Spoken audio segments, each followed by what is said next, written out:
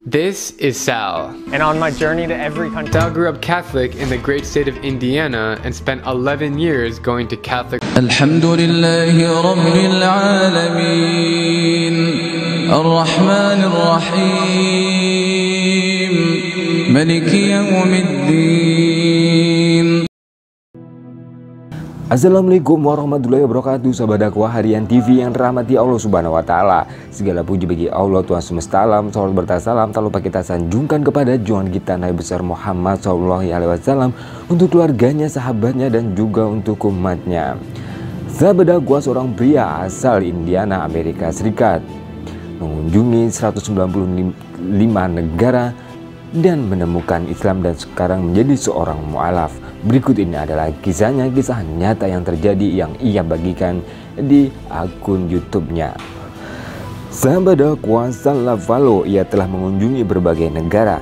Bahkan mengutip dari halaman Wikipedia, lelaki itu didaulat sebagai salah seorang paling muda yang pernah mengunjungi seluruh negara di dunia. Banyak pengalaman yang dibagikan sosok kelahiran Indiana, Amerika Serikat itu melalui akun vlog pribadinya di media sosial YouTube.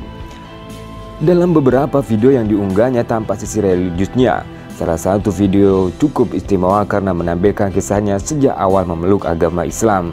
Ia mengatakan, "Aku akan menceritakan kisah bagaimana hingga akhirnya memilih Islam. Yang perlu digarisbawahi, aku menjadi seorang muslim bukan karena terpengaruh budaya atau seorang gadis misalnya, juga bukan karena alasan politis." Sahabat dakwah, pertama-tama ia menuturkan latar belakang dirinya. Lavalo lahir di sebuah kota kecil di Indiana, Amerika Serikat.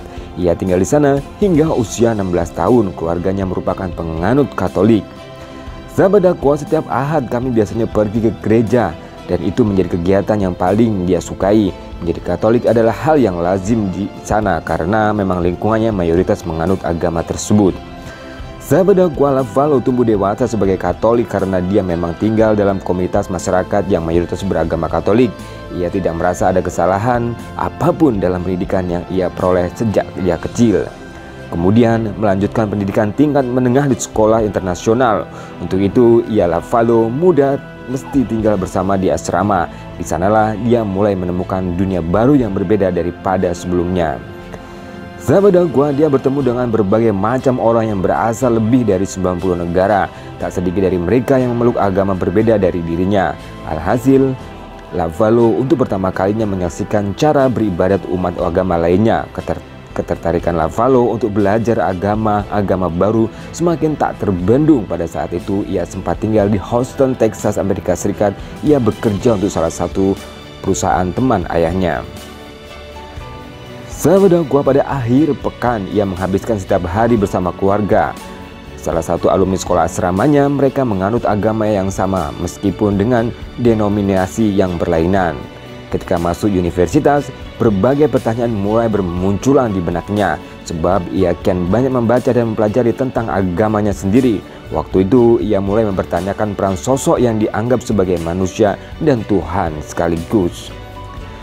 Sahabat dakwah, sebagai mahasiswa, Lavalo memiliki pergaulan yang lebih beragam dan luas. Ia mulai tertarik dengan cara beragama yang semata-mata mengandalkan spiritualitas, seperti seorang mistikus dengan aliran mistisme.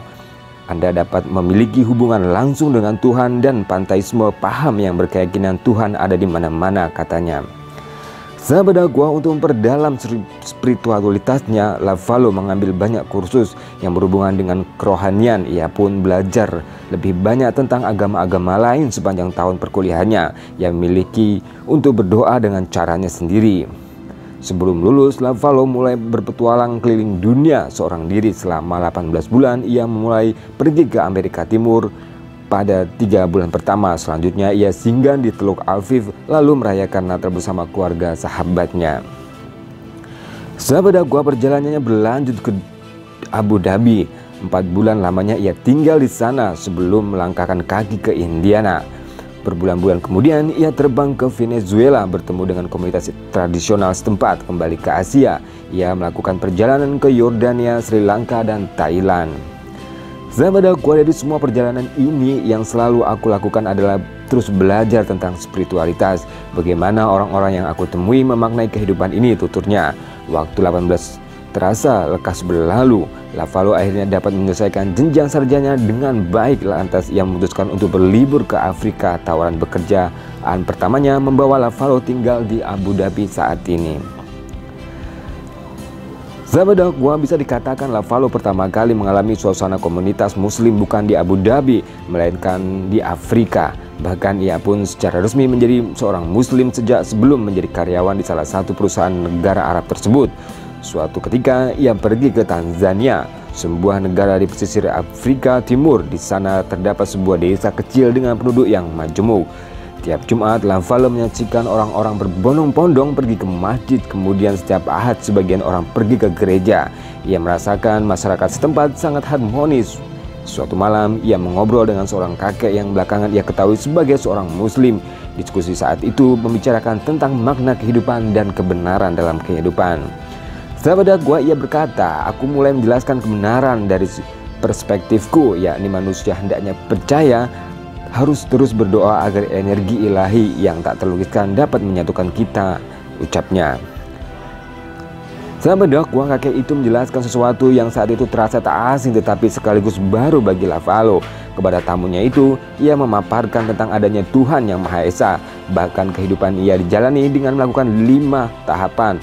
Belakangan Lavallo mengetahui yang dibicarakan sang kakek ialah rukun Islam. Sahabat dakwah, mempercayai satu Tuhan, berdoa 5 kali dalam sehari, membantu orang lain, beribadah selama bulan Ramadan, dan naik haji. Ia terus menjelaskan itu semua sehingga aku menjadi tertarik. Ia terdengar seperti orang yang pertama kalinya aku menerima kebenaran. Sahabat dakwah, setelah mendalami Islam, ia merasa justru sedang memahami dirinya sendiri dan ini menjadi pengalaman yang luar biasa dan indah baginya. Dalam usia 22 tahun, ia pun memutuskan untuk menjadi seorang muslim. Sahabat dakwah, jadi aku mengucapkan syahadat pada malam hari itu juga di depan sang kakek. Hari berikutnya, kami pergi ke masjid setempat dan menjumpai seorang imam di sana. Sempat berdiskusi lama, lantas ia membimbingku untuk mengucapkan kalimat syahadat kembali dalam bahasa Arab, Inggris, dan Sahliwi. Sesudah itu Lavallo mengikuti sholat Isya berjamaah. Sang imam kemudian memperkenalkannya kepada seluruh jamaah yang agaknya terheran-heran ada seorang bule ikut dalam shaf. Setelah disampaikan bahwa pria muda ini baru saja bersyahadat, mereka sontak mengatakan Alhamdulillah secara bersamaan. Mereka semua bersalaman memeluknya dengan perasaan bahagia dan terharu.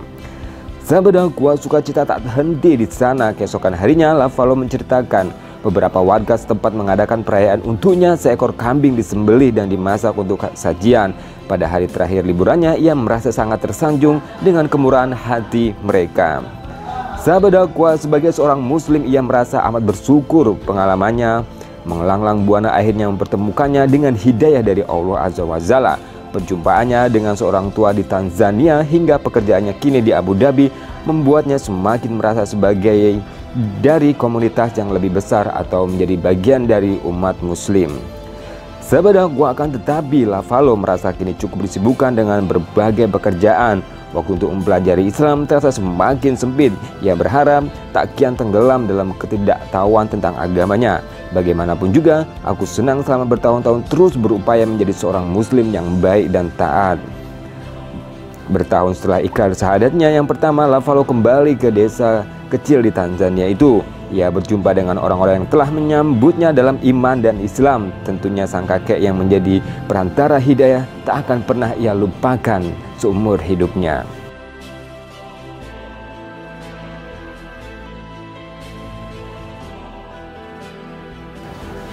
Sahabat dakwah, itulah kisah inspiratif pria Indiana asal Amerika Serikat yang mengunjungi semua negara dan akhirnya menemukan Islam dan menjadi seorang mualaf. Semoga kisah ini bermanfaat dan menjadi motivasi untuk kita menjadi orang yang lebih baik lagi. Itu saja informasi ini, semoga bermanfaat juga menambah wawasan pengetahuan kita tentang dunia dan khasana Islam. Jangan lupa untuk share, like, dan subscribe di Dakwah Harian TV. Barakallahu fikum, wabillahi taufiq wal hidayah. Wassalamualaikum warahmatullahi wabarakatuh. Jangan lupa share this video dan komentar Anda.